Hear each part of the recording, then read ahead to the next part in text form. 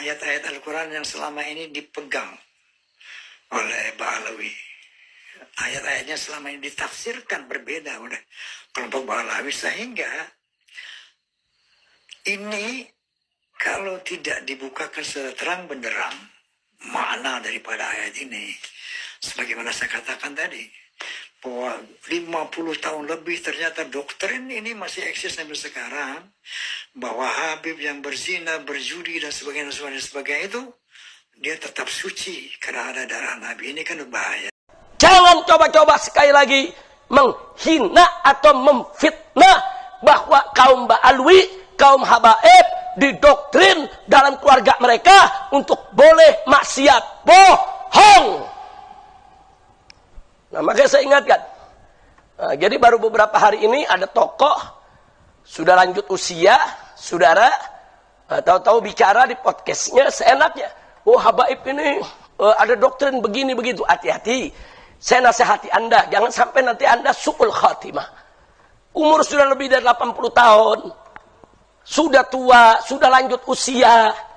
Jangan sampai su'ul khatimah. Takutlah kepada Allah. Ittaqillah. Kita sedang membahas tentang ciri khusus aswaja. Ciri khusus ahlus sunnah wal jamaah. Kemarin sudah kita bahas yang pertama, yaitu cinta kepada Allah dan Rasulullah SAW. Jadi siapapun yang mengaku ahlus sunnah wal jamaah harus cinta kepada Allah Subhanahu wa ta'ala dan cinta kepada Nabi Muhammad sallallahu alaihi wa alihi wa sahbihi wasallam. Berikutnya yang kedua, ciri khusus daripada ahlus sunnah wal jamaah, dan ini selalu dijaga sepanjang zaman, yaitu cinta kepada ahlul bait dan sahabat. Siapa itu ahlul bait dan siapa itu yang dimaksud dengan sahabat? Nah, ini akan kita bahas satu persatu insya Allah. Perhatikan di halaman 26, kita akan mulai dengan ahlul bait dulu. Siapa itu ahlul bait? Terkadang disebut ahlul bait, terkadang disebut al-al. Al dan ahlul bait memiliki makna yang sama. Secara etimologi maknanya adalah keluarga. Artinya lugatan secara bahasa ahlul bait maupun al artinya adalah keluarga. Sedang secara istilah, secara mustalahat, saudara, maka secara terminologi di kalangan aswaja ada 4 pendapat yang masyhur tentang makna daripada ahlul bait atau makna daripada ali Muhammad sallallahu alaihi wasallam. Siapa itu yang dimaksud ali Muhammad? Allahumma sholli ala Muhammad wa ala ali Muhammad. Nah, jadi kita mau tahu ali Muhammad itu siapa? Ali Muhammad itulah yang disebut ahlul bait. Nah, lalu bagaimana para ulama ahlus sunnah wal jamaah mendefinisikan maksud, arti, makna dari ahlul bait atau makna dari ali Muhammad? Mari kita perhatikan pendapat yang pertama.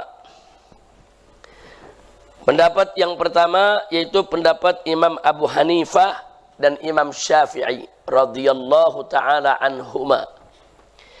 Di mana Imam Abu Hanifah dan Imam Syafi'i, saudara, mengatakan ahlul bait adalah mereka yang diharamkan menerima zakat. Karena ada hadis suatu ketika Nabi mengumpulkan zakat umat, kemudian ketika itu terjadi salah satu cucu beliau yaitu Sayyidina Hasan ibn Ali ibn Abi Thalib sedang bermain-main di seputar tempat pengumpulan zakat tadi.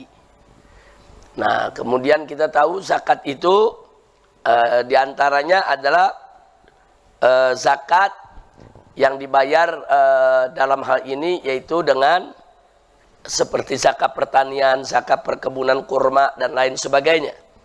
Jadi ada yang dibayar dengan uang seperti zakat harta, ada juga yang dibayar dengan hasil pertanian. Nah, di antara yang dikumpulkan oleh Nabi adalah kurma.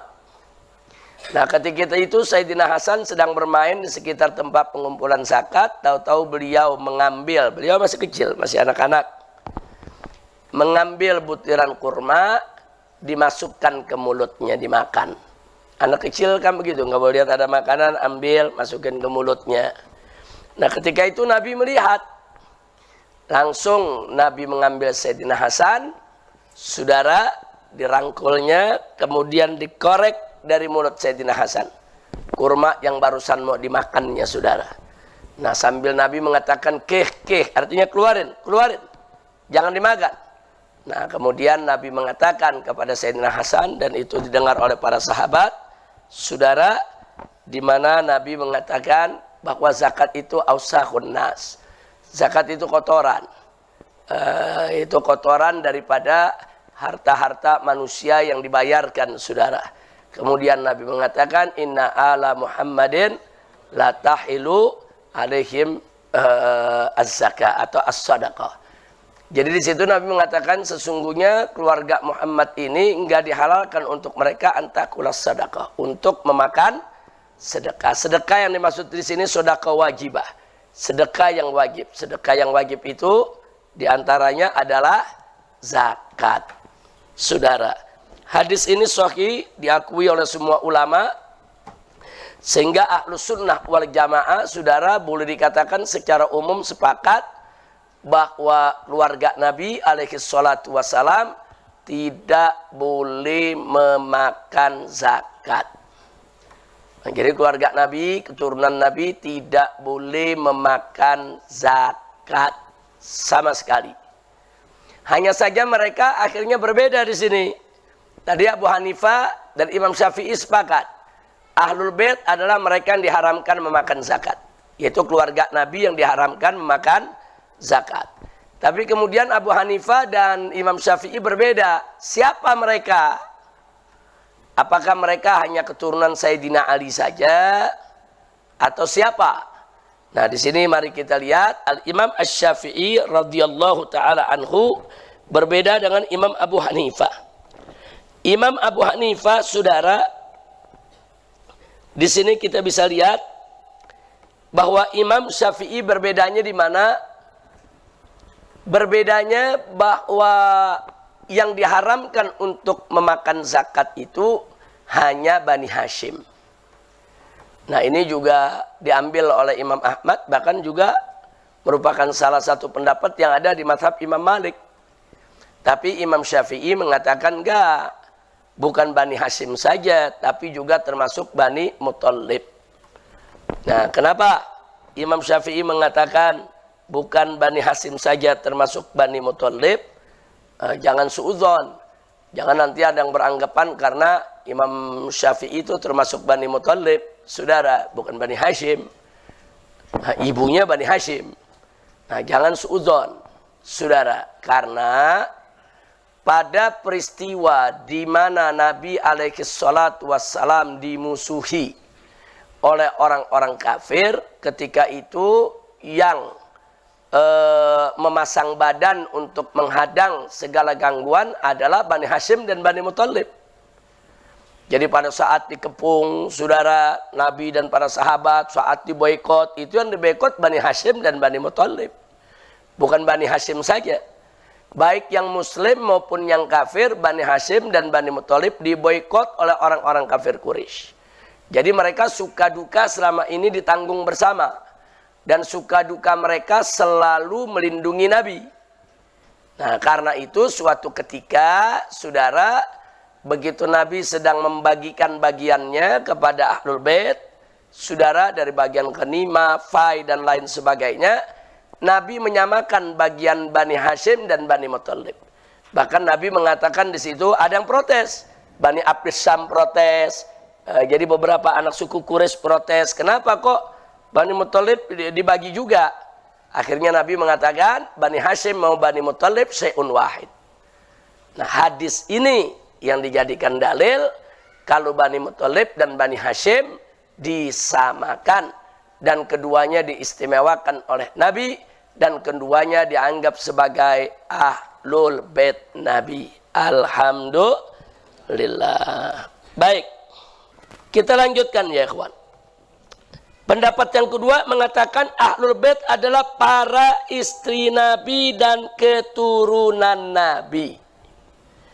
Jadi pendapat kedua ini lebih spesifik. Jadi mereka enggak mencakup semua Bani Hashim. Mereka enggak mencakup semua Bani Muthalib, apalagi semua Quraisy, enggak. Jadi pendapat kedua ini mengatakan ahlul bait itu khusus istri Nabi dan keturunan Nabi dari putri-putrinya. Selain itu tidak termasuk ahlul bait.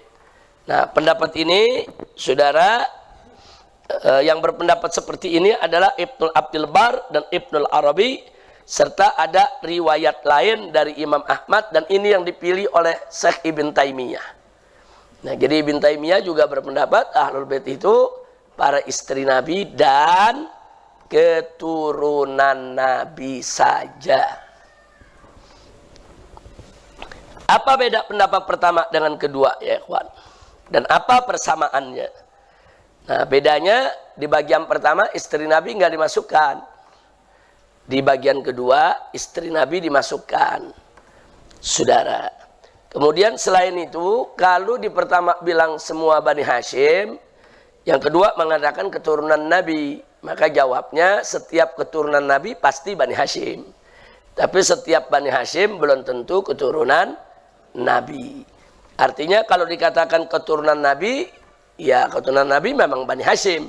Saudara, hanya saja pendapat ini lebih spesifik. Bani Hashimnya yang mana? Ya Bani Hashimnya yang keturunan Nabi Muhammad Sallallahu Alaihi Wasallam. Yang ketiga, ahlul bait adalah semua pengikut Nabi. Jadi dia bilang semua pengikut Nabi disebut ahlul bait atau ali Muhammad. Nah, ini yang jadi dalil karena dalam Al-Quran kaumnya Nabi Lut disebut ali Lut. Nah, jadi ali Lut di situ adalah kaumnya Nabi Lut. Jadi ali itu kadang-kadang juga diartikan kaum. Nah, jadi ali Muhammad itu maksudnya kaum Muhammad atau pengikut Muhammad. Sehingga saudara beberapa ulama dari mazhab Syafi'i berpendapat sedemikian rupa. Seperti Al-Azhari, As-Safarini, Al-Mawardi, dan Imam Nawawi, saudara. Kemudian kita lihat lagi. Yang keempat, lebih khusus lagi. Kata yang keempat, ahlul bait Nabi itu hanya para atqiya dari umat Nabi. Jadi umat Nabi yang soleh, yang bertakwa kepada Allah, itulah Ali Muhammad. Nah, ini pendapat Ghadi Husain dan Ar-Raghib Al-Isfahani. Nah, kemudian bagaimana kita menyikapi adanya keragaman pendapat seperti ini tentang Ali Muhammad atau Ahlul Bait? Mari kita lihat. Mengurai perbedaan pendapat di atas, sebagian ulama aswaja menyatakan sebagai berikut. Apa mereka bilang? Ahlul Bait itu jika terkait sakolen, yang ditinggalkan, pusaka yang ditinggalkan oleh Nabi, saudara, maka makna ahlul bait adalah keluarga Nabi Muhammad SAW, nggak bisa diartikan lain. Dan jika terkait zakat, bicara ahlul bait dalam bab zakat, maka yang dimaksud adalah Bani Hashim. Atau dalam pendapat Imam Syafi'i, Bani Hashim dan Bani Muthalib. Jadi jangan hanya diartikan keluarga Nabi saja. Tapi Bani Hashim, Bani Muthalib itu juga termasuk daripada ahlul bait jika bicara bab zakat. Tapi kalau bicara bab sakolen, peninggalan Nabi, maka nggak bisa diartikan semua Bani Hashim dan Bani Muthalib, hanya diartikan keluarga Nabi seperti istri dan keturunannya. Kemudian yang berikutnya, saudara, sedang jika terkait doa, kalau kita bicara bab doa, seperti sholawat. Sholawat itu bab doa. Allahumma sholli ala Muhammad wa ala ali Muhammad. Maka ali Muhammad di sini maksudnya adalah umat Nabi. Nah, jadi ada sebagian ulama aswaja mencoba merangkum itu pendapat yang 4 tadi, saudara, sehingga mengambil kesimpulan seperti itu. Nah, jadi itu seperti jam'u bainal adillah. Dia gabung semua dalil, dia coba pisahkan. Oh, kalau bicara zakat, Ahlul Bait itu Bani Hashim dan Bani Muthalib. Kalau bicara doa, Ali Muhammad itu ya buat semua umatnya. Tapi kalau bicara Tsaqalain, Ali Muhammad itu atau Ahlul Bait hanya keluarga Nabi Muhammad sallallahu alaihi wasallam. Nah, berkaitan dengan ini, saudara, saya pernah mengungkapkan ini dalam beberapa yaitu pengajian untuk mengambil kesimpulan, saudara, dari apa yang kita baca tadi, saudara. Jadi kalau kita mau rangkum, jadi Ahlul Bait itu sebetulnya siapa sih? Nah, Ahlul Bait itu, saudara, yang pasti adalah keturunan Nabi alaihi salatu wassalam. Mau disebut Bani Hashim, Ahlul Bait ikut. Nah, mau disebut Bani Hashim, turunan Nabi ikut, saudara.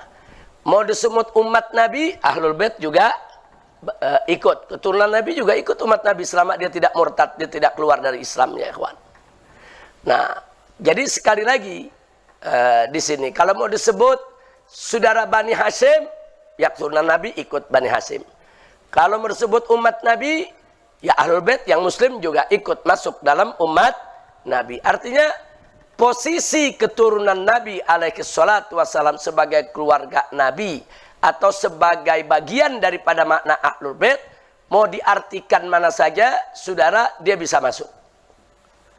Nah, lalu bagaimana kalau diartikan itu sebagai orang yang bertakwa? Tentu Ahlul Bait yang bertakwa masuk juga ke sana. Nah, jadi Ahlul Bait ini bisa masuk ke dalam definisi yang mana saja, saudara. Nah, sekarang lalu bagaimana cara merangkumkannya? Nah, saya sering menyampaikan berkali-kali bahwa Ahlul Bait itu, saudara, yang memenuhi persyaratan yang tadi disebutkan. 1, Ahlul Bait itu dia keturunan Nabi alaihi salatu wassalam. 2, dia harus beragama Islam. Jadi kalau ada keturunan Nabi tidak beragama Islam, dia bukan Ahlul Bait. Nah, karena Ahlul Bait itu tadi dalam makna yang ketiga harus adalah umat Nabi masuk. Jadi Ahlul Bait yang keturunan Nabi yang menjadi Ahlul Bait adalah keturunan Nabi yang menjadi umat Nabi. Itu yang pertama. Yang kedua, saudara, keturunan Nabi yang menjadi Ahlul Bait yang disucikan Allah adalah yang bertakwa. Jadi kalau ada keturunan Nabi dia tidak bertakwa, dia mabok-mabokan, dia judi, dia buat maksiat di sana sini, jangan dimasukkan dulu ke mana Ahlul Bait. Iya, dia zuriyah, ya, dia turunan Nabi, ya. Ini kita bicara bukan soal makna zuriyah atau keturunan Nabi, yang kita bicara adalah Ahlul Bait. Karena Ahlul Bait ini punya kedudukan khusus. Allah menyatakan dalam Al-Qur'an, "Innama yuridullahu liyuzhiba ankumur rijsa ahlal baiti wa yutahhirakum tathira." Jadi Ahlul Bait ini punya kedudukan khusus, kedudukan istimewa yang Allah hendak mensucikan mereka sesuci-sucinya dari segala kekotoran, saudara. Nah, jadi kalau ada keturunan Nabi yang kotor, saudara, dia berzina, dia berjudi, dia minum minuman keras, dia nggak sholat, saudara, jangan dimasukkan dulu ke dalam makna Ahlul Bait. Ya, dia zuriyah, betul. Ya, dia itrah, betul. Ya, dia keturunan Nabi, betul. Apakah dia Ahlul Bait? Belum tentu, ya ikhwan. Nah, jadi mau jadi Ahlul Bait tadi syaratnya 1, dia keturunan Nabi. Tapi bukan hanya 1 syarat. Yang kedua, dia harus umat Nabi. Jadi kalau ada keturunan Nabi yang tidak beragama Islam, jangan dimasukkan ke dalam Ahlul Bait. Nah, begitu juga syarat yang ketiga, saudara, bahwa dia harus bertakwa kepada Allah. Dia harus orang baik, secara umum baiklah. Saudara, tidak mempermalukan Nabi dan tidak mempermalukan nama baik keluarga Nabi Muhammad Sallallahu Alaihi Wasallam. Nah, kalau 3 syarat ini dipenuhi, insya Allah dia termasuk ahlul baitnya Nabi Muhammad Sallallahu Alaihi Wasallam. Kira-kira jelas tidak? Jelas tidak? Jadi syarat jadi ahlul bait ada berapa? 3. Yang pertama harus keturunan siapa? Nabi. Kalau bukan keturunan Nabi Muhammad, bisa gak jadi ahlul bait? Nggak bisa. Terus syarat yang kedua apa? Umat Nabi. Jadi kalau ada keturunan Nabi, agamanya bukan Islam, ahlul bait bukan?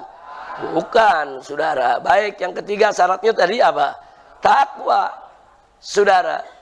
Nah, jadi pendapat-pendapat yang tadi itu mestinya tidak kita satukan, tidak kita pisah-pisah. Oh, ahlul bait dimaknai orang takwa saja. Ahlul bait dimaknai umat Islam saja. Saya pikir terlalu naif dan terlalu jauh. Kalau dalil-dalil tadi dipisahkan, dimaknai sendiri-sendiri, saudara. Nah, kita lebih suka ini namanya al-jam'u bainal adillah. Di sini dalil menunjukkan ahlul bait itu adalah turunan Nabi. Di sini menunjukkan ahlul bait itu Bani Hashim. Di sini menunjukkan ahlul bait itu semua umat Nabi. Di sini dalil menunjukkan ahlul bait itu adalah orang yang bertakwa. Satukan, saudara. Jadi ahlul bait itu satu syaratnya dia keturunan Nabi. Yang otomatis pasti dia Bani Hashim. Saudara, itu pertama dulu. Syaratnya jadi inian. Kemudian yang kedua syaratnya dia umat Nabi. Nah, karena Bani Hashim yang nggak jadi umat Nabi, yang nggak meluk Islam juga ada, saudara. Nah, jadi dia mesti turunan Nabi dan dia merupakan Bani Hashim dan dia mesti beragama Islam. Bahkan ada syarat yang lebih berat. Dia mesti bertakwa, dia mesti orang baik. Kalau dia orang jahat, dia orang zalim, dia orang kotor, walaupun dia keturunan Nabi, jangan sekali-kali dimasukkan ke dalam makna ahlul bait. Kenapa? Karena ahlul bait dimuliakan Allah, punya kedudukan tinggi, tidak setiap orang bisa masuk dengan mudah disebut sebagai ahlul bait. Nah, jadi tolong ini santri-santri MS mesti paham itu semua. Nah, jadi kalau sekarang ada fitnah, katanya ada doktrin di keluarga para habaib dan ba'alwi, di mana didoktrin anak-anaknya bahwa keluarga Nabi itu, keturunan Nabi itu dosa nggak apa-apa. Mau berzina boleh, menenggak minuman keras boleh, mau mencuri boleh. Ini fitnah. Jadi sekali lagi, ini sekarang zaman fitnah nih. Nah, apalagi zaman medsos, seenaknya mereka memfitnah. Tidak ada doktrin begitu. Saya tidak pernah didoktrin oleh ayah saya, kakek saya, paman saya, guru-guru saya dari kalangan ahlul bait, nggak pernah didoktrin. Ente Habib, ente turunan Nabi, mau mabok nggak apa-apa, nggak sholat nggak apa-apa, mau zina nggak apa-apa, nggak ada, saudara. Bohong itu kalau ada mengatakan begitu. Nah, jadi jangan sebar fitnah. Ini sekarang zaman fitnah, saudara. Zaman fitnah sampai mereka-mereka yang termakan fitnah itu berani menuduh begitu. Mereka bikin rekaman, saudara. Mereka bilang ini Ba'alwi ini punya doktrin sesat. Anak keturunan mereka didoktrin kalau mereka tuh boleh berbuat dosa. Fitnah. Kalau mereka katakan begitu, siapa Ba'alwinya? Siapa Habibnya? Tunjukkan kepada saya. Siapa itu Habib? Siapa itu Ba'alwi? Siapa itu ulama-ulama dari ahlul bait yang punya doktrin semacam itu? Siapa? Enggak ada ya, ikhwan. Justru kami di kalangan habaib didoktrin. Ingat ya, kau keturunan Rasulullah. Kalau kau berbuat baik, dapat pahala 2. Kalau kau berbuat dosa, dosanya juga 2. Double. Loh, kenapa dosanya bisa double? Karena satu, dosanya untuk perbuatan dosamu. Yang kedua, dosanya kau sudah mempermalukan nama baik keluarga Nabi. Nah, karena dalam Al-Quran, saudara, istri-istri Nabi ditegur oleh Allah, saudara, dan diingatkan bahwa kalian bukan seperti perempuan lain, kalian bukan seperti perempuan-perempuan biasa.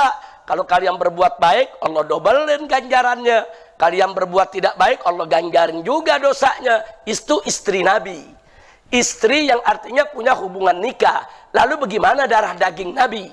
Yang punya hubungan nasab, saudara. Makanya para ulama Ahlus Sunnah mengkiaskan, kalau istri Nabi pahalanya double, kalau istri Nabi dosanya juga double, saudara, maka keturunan Nabi yang punya darah Nabi, kalau dia berbuat baik, double pahalanya. Tapi kalau dia berbuat dosa, double dosanya, saudara. Itu doktrin yang kita dapat dari orang tua kita, dari guru-guru kita.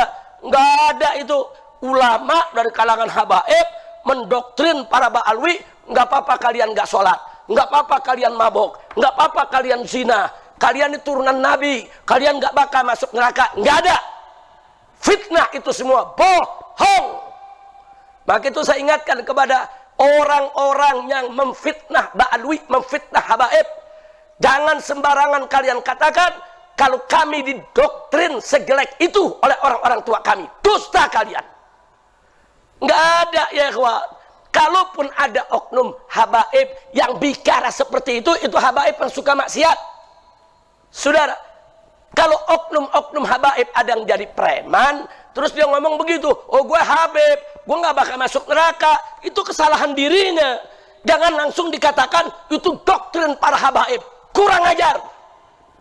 Jadi saya ingatkan ini kepada siapa saja, saudara, mau kiai, mau tokoh, mau habaib, di mana saja, jangan coba-coba sekali lagi menghina atau memfitnah bahwa kaum ba'alwi, kaum habaib didoktrin dalam keluarga mereka untuk boleh maksiat. Bohong. Nah, makanya saya ingatkan. Nah, jadi baru beberapa hari ini ada tokoh sudah lanjut usia, saudara, tahu-tahu bicara di podcastnya seenaknya. Oh, habaib ini ada doktrin begini begitu. Hati-hati. Saya nasihati Anda, jangan sampai nanti Anda su'ul khatimah. Umur sudah lebih dari 80 tahun. Sudah tua, sudah lanjut usia. Jangan sampai su'ul khatimah. Takutlah kepada Allah. Ittaqillah. Ya, kira-kira jelas tidak? Ini semua nih markas syariatnya. Saya kasih tahu, nggak ada tuh. Habaib punya doktrin begitu, nggak ada. Justru kalau habaib berbuat dosa, double. Lebih berat, saudara. Lebih parah dia. Dan siksanya akan lebih keras dibandingkan yang lain.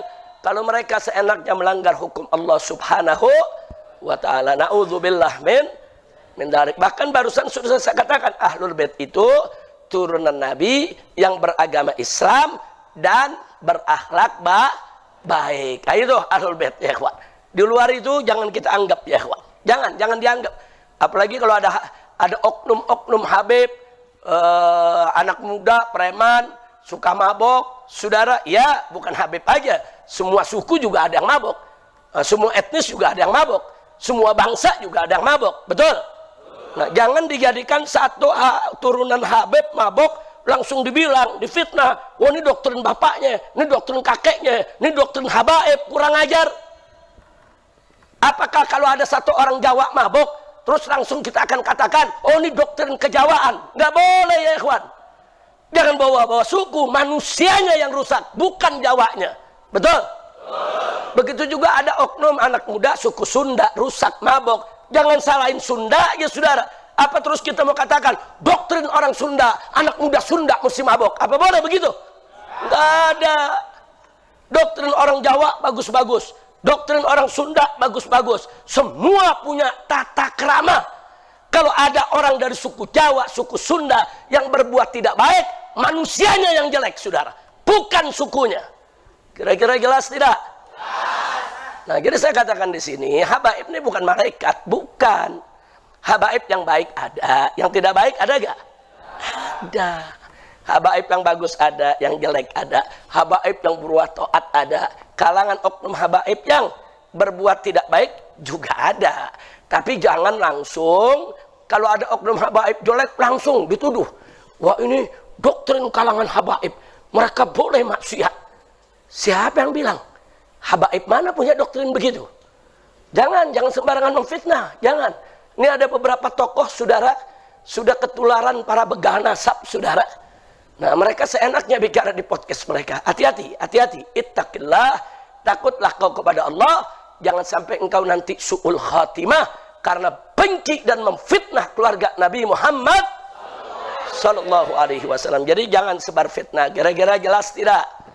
Paham semua? Nah, itu baik, kita lanjutkan.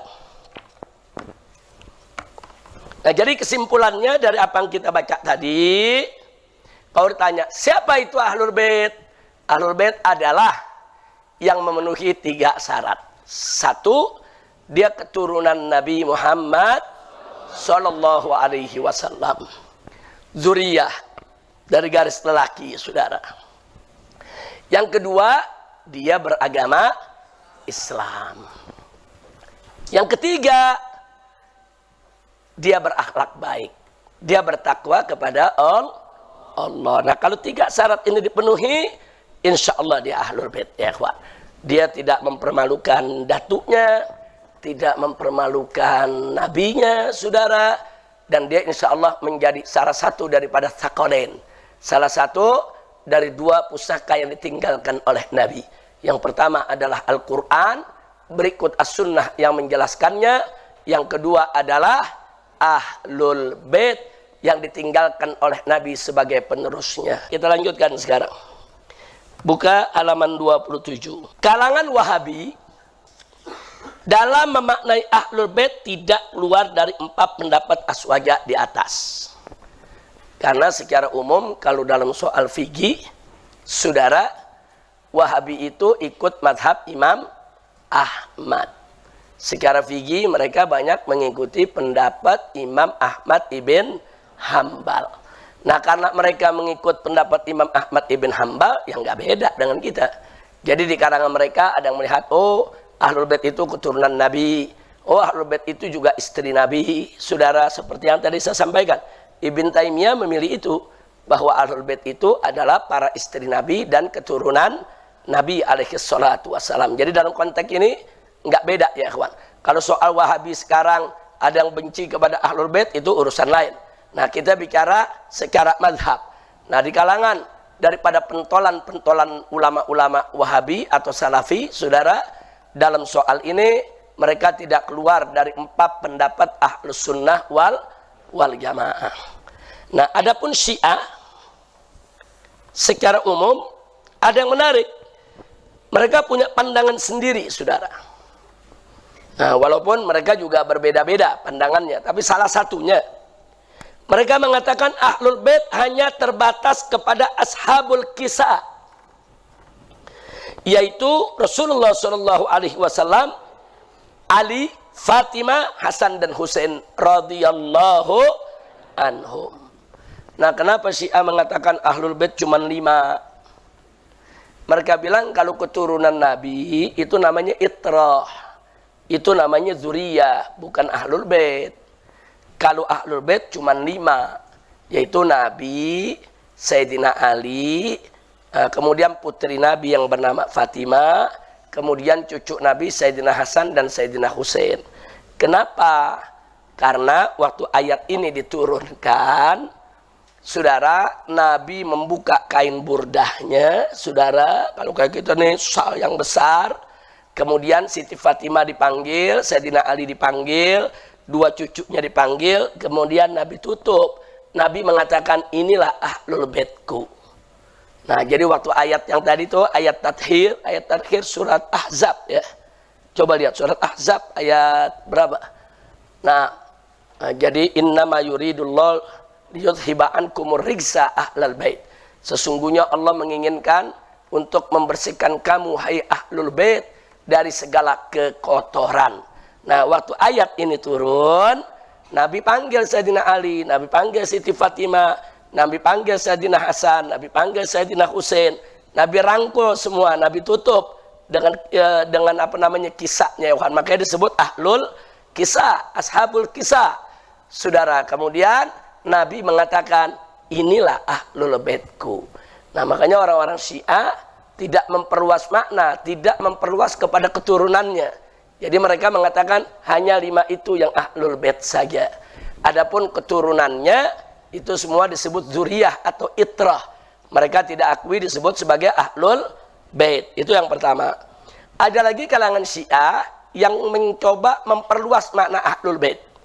Mereka bilang Ahlul Bait itu di samping yang 5 tadi itu, saudara, yang disebutkan tadi, juga keturunan Sayyidina Husain yang menjadi imam-imam mereka.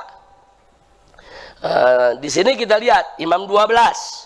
saudara. Jadi Syiah Imamiyah itu mengatakan bahwa yang menjadi Ahlul Bait itu Rasulullah SAW dan Siti Fatimah Zahra, saudara, berikut imam 12 mereka. Siapa itu imam 12 mereka? Pertama Sayyidina Ali. Nah, kedua Sayyidina Hasan. Yang ketiga Sayyidina Husain. Nah, yang keempat sampai ke-12 itu keturunan Sayyidina Husain semua. Yaitu di situ kita lihat ada Ali Zainal Abidin, Muhammad Al-Baqir, Ja'far Shadiq, Musa Al-Kazim, Ali Ar-Ridha, Muhammad Al-Jawad, Ali Al-Hadi, Hasan Al-Askari, dan Muhammad Al-Mahdi radhiyallahu ta'ala anhum. Jadi mereka bilang hanya ini Ahlul Bait. Selain ini dari keluarga Nabi, turunan Nabi tidak disebut Ahlul Bait, tapi disebut Itrah. Nah, ini diantara dua pendapat dari kalangan Syiah. Sebetulnya dari kalangan Syiah ada beberapa pendapat, tapi diantara dua pendapat yang populer ini, yang pertama Ahlul Bait hanya Ashabul Kisah, cuma 5 orang. Yang kedua Ahlul Bait Nabi dan Siti Fatimah ditambah 12 imam, ya ikhwan. Hanya itu yang disebut Ahlul Bait. Jadi kalau ngikut pendapat Syiah, saudara, maka habaib yang ada di zaman sekarang ini bukan Ahlul Bait. Mereka cuma itrah, zuriyah. Tapi kalau ikut Ahlus Sunnah, saudara, keturunan Nabi yang ada saat ini Ahlul Bait semua. Nah, hanya saja tadi saya mencoba untuk membatasi kriteria Ahlul Bait untuk menjaga citra Ahlul Bait itu sendiri. Sebab nanti umat kebingungan. Oh, ini ada satu marga Habib, tapi jadi pendeta. Bagaimana ceritanya? Katanya Ahlul Bait. Sudah ada, protes-protes semacam itu sudah ada. Makanya kita tandaskan.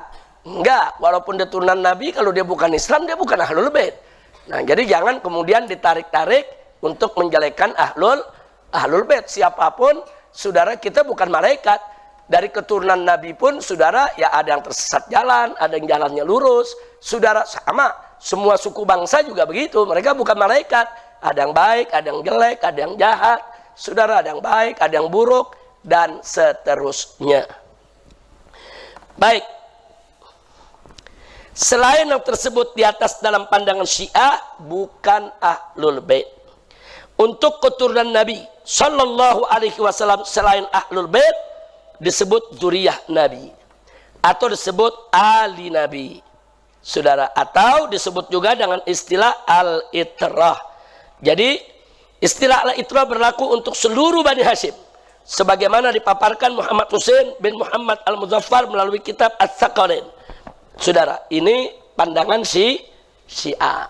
Jadi Syiah membagi-bagi tuh, ada yang disebut zuriyah, disebut al, disebut itrah. Nah, itrah itu yang maknanya lebih luas ketimbang zuriyah dan Ali. Kalau zuriyah hanya untuk keturunan aja. Kalau itrah itu mencakup daripada Bani Hashimnya. Baik. Terlepas dari semua perbedaan pendapat di atas, kalangan Aswaja sepakat bahwa semua keturunan Nabi alaihi salatu wassalam yang beragama Islam termasuk Ahlul Bait, apalagi yang beriman dan bertakwa serta berakhlakul karimah. Jadi kalau keturunan Nabi beragama Islam, bertakwa kepada Allah, soleh, beriman, berakhlakul karimah, udah nggak diragukan. Kalau itu adalah Ahlul Bait Nabi, saudara. Nah, inilah karakter khas Aswaja. Jadi kalau kita lihat tadi pendapat-pendapat Wahabi, pendapat-pendapat Syiah seputar daripada keluarga Nabi, saudara, ternyata Aswaja menunjukkan karakternya dalam pendapat. Apa karakter Aswaja?